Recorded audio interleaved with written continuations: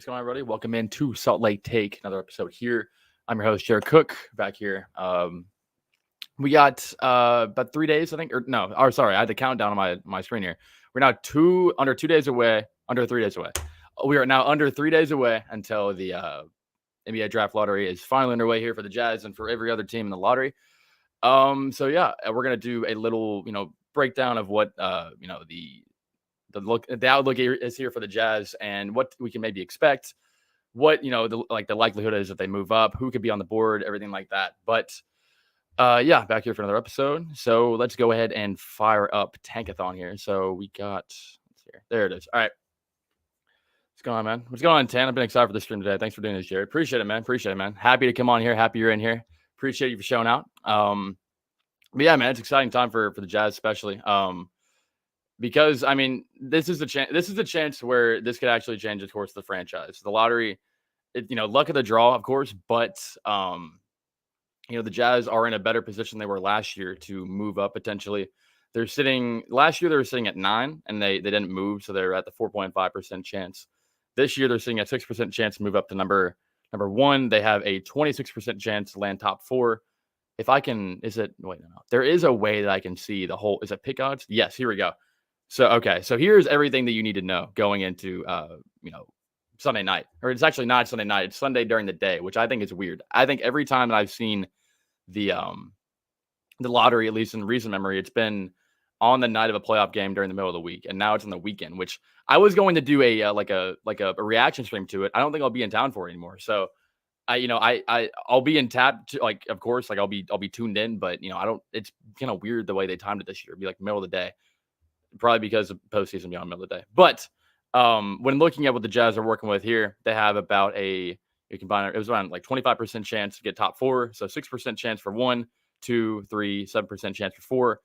And then they can't go 5, 6, 7 because the way the lottery works is the top 4 teams get decided and everyone else moves down after that. So if they're within that top 4, they'll find out they're top 4. If not, they're probably going to stay, or they're going to go drop from 8.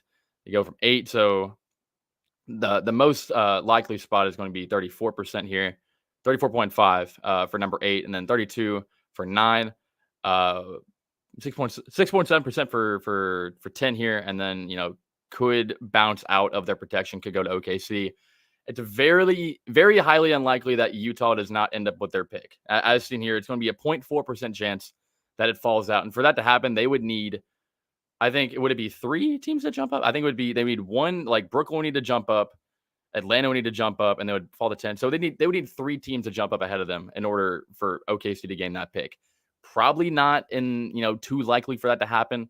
But yeah, I mean, I think there is a better chance that number 9 ends up being the possibility instead of a top 4 pick. So really and truly, the expectation will be to land 8 to 9 somewhere, but of course, 1 to 4 as well within play. Looking around here, you have Detroit, Washington, Charlotte, and Portland being number 1 through 4. When I honestly forgot that San Antonio honestly went up higher than that. Honestly, okay. But yeah, I think when it comes to the Jazz and their prospects, so let's take a look at the mock draft here. So let's see. You have, I looked up how to pronounce this dude's name before the stream started, and it's actually interesting. It's Riza Shea. I think it's Riza Shea. I saw an interview and looked up on Wikipedia. It's French. I guess that makes sense. Then you have Alexander Sarr and Topic. From what I've seen, now don't take my word over, the draft experts are looking at this every single hour of the day. Riza Shea, Sarr, and Topic are going to be, the top 3 guys that people are going to be looking at. At least it seems to me. I've seen Klingon get some notoriety for number 1. And honestly, and I'll go, this kind of applies to the Jazz here, but from what I've seen for this class, anywhere from 1 to about 12, maybe there's some exceptions in there, but they have at some point this year been the number 1 prospect on someone's board somewhere. I know for a fact, I remember Cody Williams being a number 1 guy early in the year. Ron Holland had his shine as the number 1 guy. Matas was a guy. Hit the mic there. Matas was a guy that had some notoriety for being number 1. I think Connect might have been, he was a later guy to rise up. He's a senior. Not going to really see too much of that. But, everyone from 1 to 8 as well, or 1 to 7, has also gotten some consideration to be a top guy. So while there is like a pretty distinct top three here. I think from all like these three are pretty routinely in the top three. Um, I don't think there's a much there's not a huge drop off when you go from 4 to 12. I think once you get into here, it's kind of a dart throw. But outside of that, it's pretty. It's a pretty interesting. I think it's one of the most interesting drafts we've had in recent memory because there's not a number one guy like there was last year or in multiple drafts beforehand. There's like a collection of the top 3 or 4, but there's also a wide range. If Matas ends up as like a top 4 pick, I wouldn't be shocked, coming in the draft because it's unpredictable at this point. And we might get, more ironed out once we actually get the lottery, 1 through 14 set. But everything that I've seen this year has been very, very fluid in terms of what the Jazz can end up doing. Now, in terms of how they could approach this year. So of course they can move up, and I think if they're moving up, you have your 3 guys here. I think Reza Shea would probably be, if he's the number one guy, like he would make sense to be the guy for the Jazz, because he is that that lengthy guy that could. I was looking at this earlier. It's funny.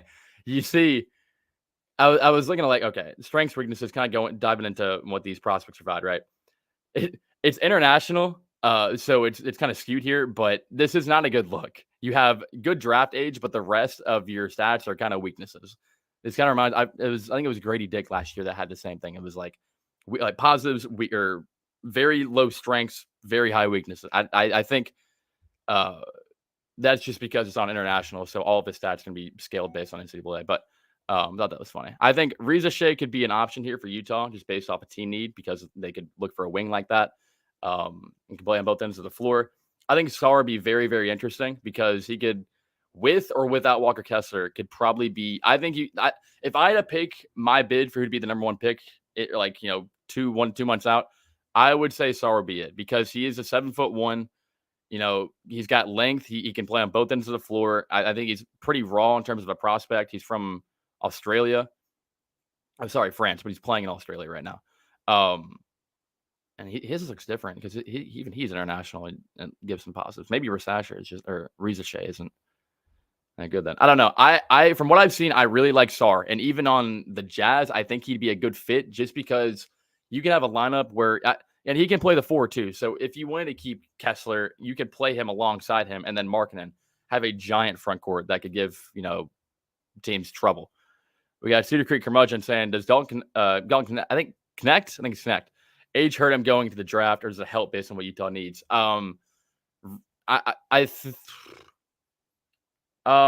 It depends. I think for the Jazz, it's probably going to be a hindrance. I heard Danny Ainge talk a few weeks ago about how does age matter for them in the draft, and he was kind of like, we're looking for good players. We're not looking for dinosaurs, but that was more about free agents. But he made it clear that age wasn't really that big of a factor into their scouting.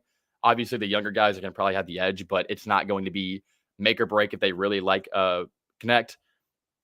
I would probably lean towards going the younger guy, though, because I don't know if he's going to move the needle much. He could be a nice connecting piece or a nice guy to put alongside the pieces they already have, but they kind of did that already this offseason or last offseason by the 3 draft picks they had. There were 3 pretty good connecting pieces, but nothing that was really going to jump off the page and being like a superstar.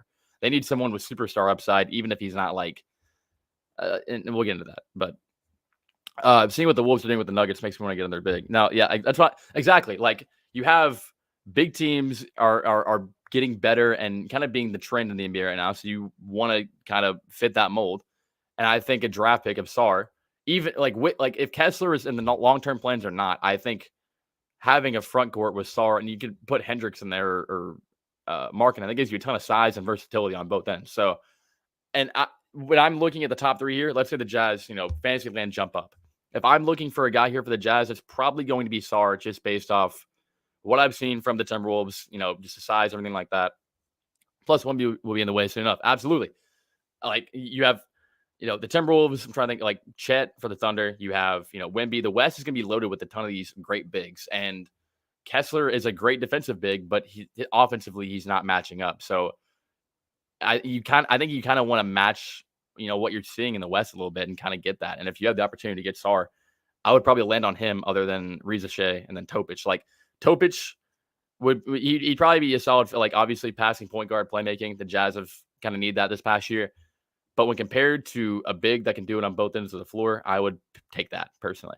And then when you get down here, like I've seen Klingon get some consideration. I would rather just stick with Kessler. I don't think there's much difference in their archetypes. Right? Like they're going to be big, shot blocking, defending bigs. We already have that. So no, I don't think Klingon's really going to be in play there. So I would look to the top three. If the Jazz end up moving up, these are the three guys to watch. Riza Shea, Sarr, Topic. I wouldn't put Topic out of play just because I think he could play. There's a world where he could play right next to Keontae George, but I don't know if it would be as good as a fit as these two would be. But, if he's on the board, if he's like best player available, I could see the Jazz going that route. And then we get down here to like Reed Sheppard, Dillingham. They're good players. Here we go. Tan says draft for talent, trade for fit. And I was going to get into that right here with Dillingham and Sheppard, which I think they fit the mold of drafting for talent, but they don't fit the team at all. I'm sorry, they don't fit what the Jazz are doing right now. Like last season, they were the 30th ranked defensive team. They were the worst in the league. And bringing in a guy like Sheppard or Dillingham with your top 5 to 10 pick, it's not going to really help you out in terms of, that side of the floor. It would bring a little bit more offensive versatility, could bring another option in the backcourt to play alongside Keontae. But also, I don't have a ton of confidence if they would play alongside Keontae well. They're more of a liability on the defensive side. I know Reed Sheppard has gotten, credit for being a tough defender. He doesn't really project like that to me on the NBA level. But they're more scorers, they're more offensively focused. And I think for a team that's looking for defensive, just strength, regardless, I think you need to look elsewhere. And I think if they went with him and just because they like him as a player prospect, best player available, obviously I'm not going to debate with that. But when compared to other guys on the board that can do kind of what the Jazz need, which would be, more along the lines of drafting for fit, which might be, a little bit less advised, that's the route I would probably go. Sheppard's too small to play shooting guard. Dillon's a ball dominant, can't play D. So yeah, I think so. Put Sheppard next to Keontae in the backcourt. That's going to be defensively, you're gonna have trouble there. Size, like Keontae has enough to play the 2, but size-wise, it's going to be difficult with Sheppard, regardless of where you put him. And then Dillingham, I think putting him next to Keontae it can be troublesome. Like, you don't want 2 ball-dominant players, especially young players, to develop like that in that system and just have the goal of them both being primary options. Reed Sheppard's only down on draft boards because he's white. Okay, this isn't the worst take, but I would say it's more like he does have the skill, but he's also undersized. Like a lot of that is just because he's undersized and probably isn't going to be a nice NBA ready defender. He's going to be a good player in the league. I have confidence in that, but with a top 3 pick, top 4, top 5, it'd be tough. Do you enjoy Minecraft? I love Minecraft. I love Minecraft. We love Minecraft. Okay, back on track. Yeah. So when we're looking, so if you're going for top 4 here, I think these are the guys to look for. Let's say the Jazz stay and pick at 8, 9, whatever they stick and pick with the the placement they already have. The guys that you are probably going to be looking at if you're the Jazz, if I was in their shoes, I would be looking towards probably Matas because he's a young guy with length. You can put him next to whoever in the front court and be well off. Stephon Castle's another guy I would look at, nice on both ends of the floor. I think he's another guy that could fit the needs and also could have a high ceiling for Utah. Ron Holland, another guy that would be a 2-way type of player, G League, coming in like, these are 36 per game in the G League. It's averaging 19. I think it's pretty good. I know the G League Ignite is going on its way out, but that's pretty solid. I'm going to hear the train going. Got the train. And then Cody Williams, another option too. So I would go towards the athletic wing 2-way type of player rather than going guard type scoring guard. And I think the Jazz would probably agree with that. Like they're not looking for another scoring guard. I don't like they have Sexton, they have Keontae, they have Clarkson. They don't a guy like Dillingham and Reed Sheppard, they already have the type of archetype on the team. What they don't have is a 2-way wing that can really have an impact on both ends. If Reed Sheppard wasn't white, he'd be top 5 easily. Man, maybe he would. Filipowski, I think Filipowski based on the fact that he can't stretch the floor, he could be a guy that you're looking at to put next to Kessler. I would likely go else. I would probably go elsewhere though. I would go towards the route of getting an athletic wing rather than a bigger, stretch. I forgot how tall Trae Young is. I forgot how tall Trae. Okay, sorry. I forgot how tall is Trae Young, but Reed is same size, but way better defensive player. He is better. I will say, he is a better defender than Trae Young, and that's not tough to do.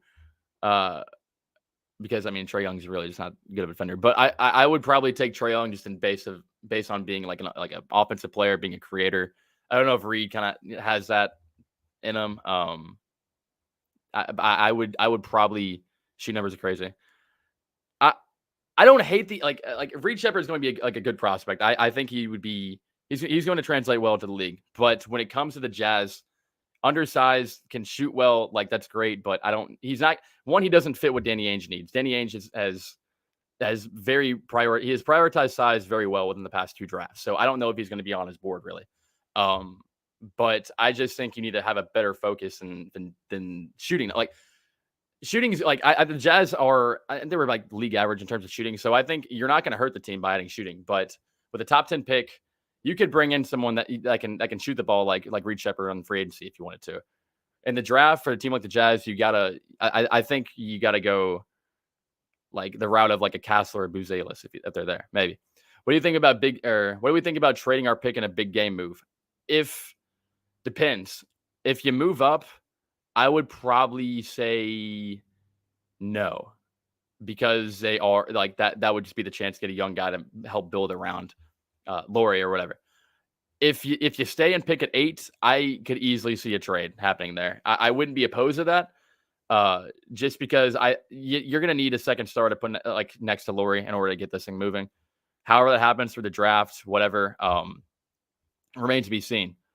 But you're definitely going to get you can pool like 8, 9 with like 2 draft picks in the future and some salary matchers. Get a pretty solid player.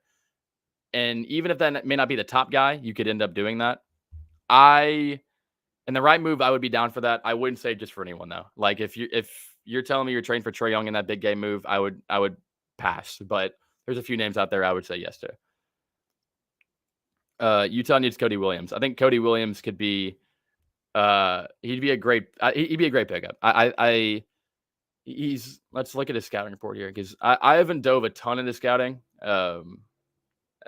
Once we get past the actual lottery, I'll have a better gauge of where people can land. But obviously, 6'8", brother of Jalen Williams, who's got the league pedigree in there already. I wouldn't be opposed to that pick. Just like he fits the same type of mold that Ron Holland does. They're 2 different players, but I think he's the type of player that they need. Creating his own shot is difficult for Shepard. Solid player, but he's a risk-oriented defender. Those steal numbers are inflated.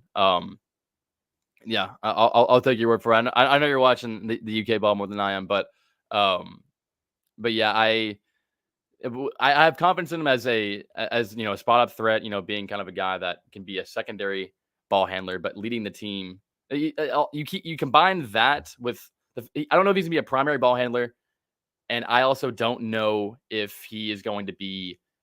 He's also not a defensive threat. Like you combine all these together, it's just tough for me to see a ton of upside and Reed as a player. He could be maybe I could eat my words here because he's a UK guard. They end up turning out well, but I feel like the ceiling is kind of low when it comes to Shepard. Cody Williams is crazy good. I think he'd be really good. I watched tape. He looks like an NBA star potential. He's got the genes for it. So I wouldn't be shocked to see that. I'm kind of surprised to see him as far down as he is here at 12, because he does have he's pretty 185 at 6'8" is very, very skinny. I think you'll see Cody Williams start to jump up boards a little bit as we get closer. He's what the modern NBA is looking for. 6'8" wing that can shoot and then play on both ends. His brother's an all-star next year. If the Thunder are as good as they were this year, it's tough though because the West is just so talented that I don't know if they're the 1 seed, then yes. Maybe though, because Chet might end up getting that nod instead. I think year 2 Chet will be better than Jalen Williams, so I would say Chet would make it over Jalen next year. But Jalen Williams is very, very good. I really like Jalen Williams. But yeah, when it comes to the Jazz, basically my thoughts are I don't think if even if you don't move up, I heard Danny Ainge say like the top 2 guys in the draft are really your difference makers. Everyone other than that is kind of a dart throw. Um, I don't think if you're moving out of the top 3, if you're not in the top 3, it's not going to kill you because this draft is so unpredictable. This draft specifically, to where you could land a guy at 8 or 9 that ends up being just as good, if not better, than the guy at 2, just because of how this draft class is structured. We need to back up big Zach Edey. If he, Lord, that I don't hate Edey. I don't like. I think he can be a good player for the Jazz. I find it shaky. He like hey, as they see it, it could be a very, very, very, very possible outcome. I I wouldn't be opposed. The Jazz definitely knew to back up big. They traded Kelly. They had Omer Yurtseven running that for a lot of the second half of last year. Edey would bring a lot of that, bring a lot of defensive tenacity, bring a lot that the Jazz really need on that end of the floor. Not as versatile as you'd like, he's kind of a walking tree. I don't think he'd be the worst fit as a backup big. If you're bringing him in towards the end of the second round or the end of the first round, I wouldn't be opposed. Edey stinks and Zach Edey's a tree. Go get him. This is duality of man right here. Man. Yeah. But yeah, I think in terms of how the Jazz are looking, I don't think they're in a bad spot either way. They can move up, they can move down. As long as they don't move their pick, they're in a good spot. So I think goals for the Jazz going into Sunday night should be not lose their pick to the Thunder. And as long as things go well within like 99% chance that happens, that should be fine. They're going to get a good player at 8. They'll get a good player at 9 because that's just the way this draft class is going to look. Ulrich Kamchi. I gotta be honest with you, brother. That's the first time I've heard that name this draft cycle. I gotta look a little bit. I think I've heard Kamchi. Okay, here he is. From Africa. Okay. Defensive rating. So, okay. Here's my answer for this. I see he's a very, very good defender. I'm all for it. Yes. Bring the Jazz are going to need a lot of defense. Okay. The Jazz are going to need a lot of defense. Regardless next year. So if it comes within the second round, because they have their second round pick. Yes. Or not their second round pick. They'll have a top pick here. So they have Jalen Tyson coming in here, like a 2-way wing. Yeah, I bring in the defense. I am very, very, very, very in for that. OKC, we on Utah. Blah, blah, blah. No. Okay. I think the Jazz like someone from France. If they do, I wouldn't be shocked if it's one of these first 2 guys. I don't know if Sarr counts in that because he's from France, even though he's in Australia right now. I wouldn't be shocked if it's one of these 2 guys because they're atop the class. I feel like a few teams would like them. Is there anyone down here that I'm missing that would be from France? Maybe it's one in the second round. Not that I'm seeing. So maybe it's one of these guys up here. And that wouldn't shock me. Okay. But yeah. I think that's about. Let's see here. Yeah. Here. My prediction. I'll throw out my prediction before we get off here. My prediction for Sunday night. I'm gonna throw out. This is wrong place. I wanted to go. All right, official prediction before I get out of here. For the lottery, I'm gonna say, we're not gonna see any surprise. You know what?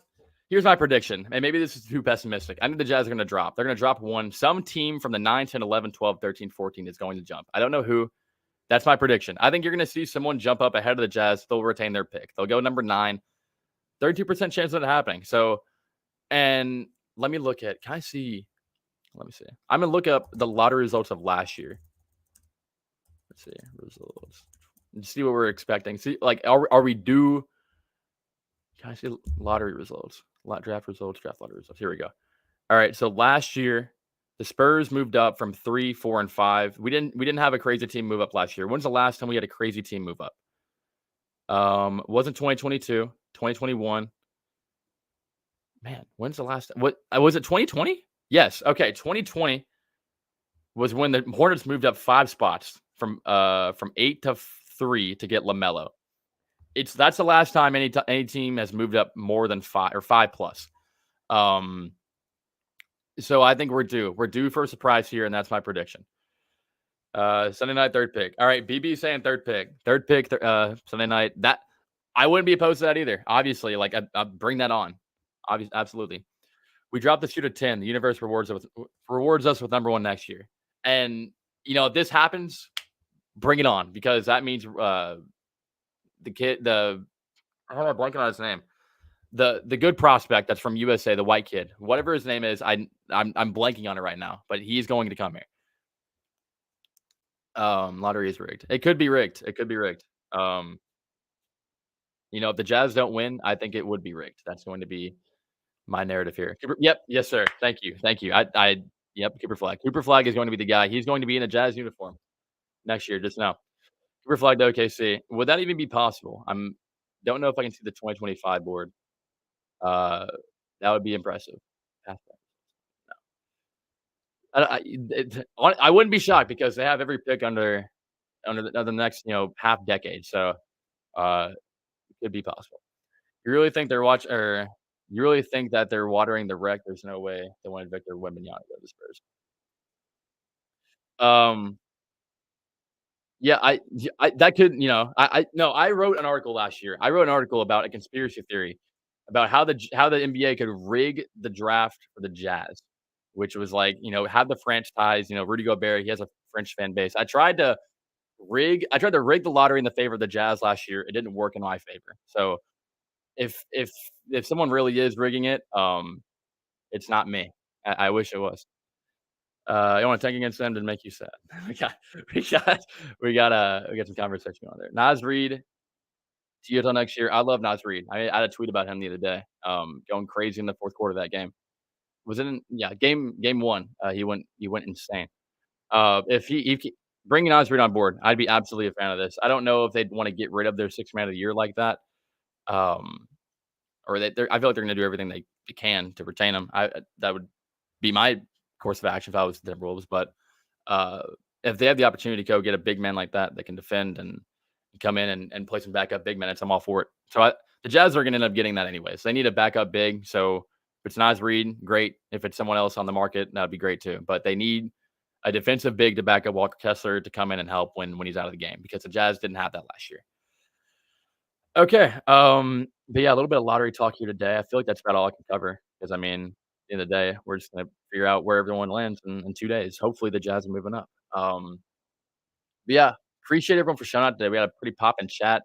Tan Hayden, Cedar Creek, Sam, 18 Wheeler, BB. Appreciate everyone for showing out. We'll be back.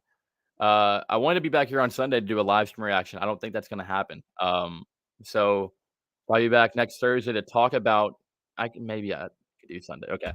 Keep it all right. Thursday, we'll be here next Thursday. Keep in mind, maybe I'll try and get something to happen on Sunday for the lottery if anything crazy happens.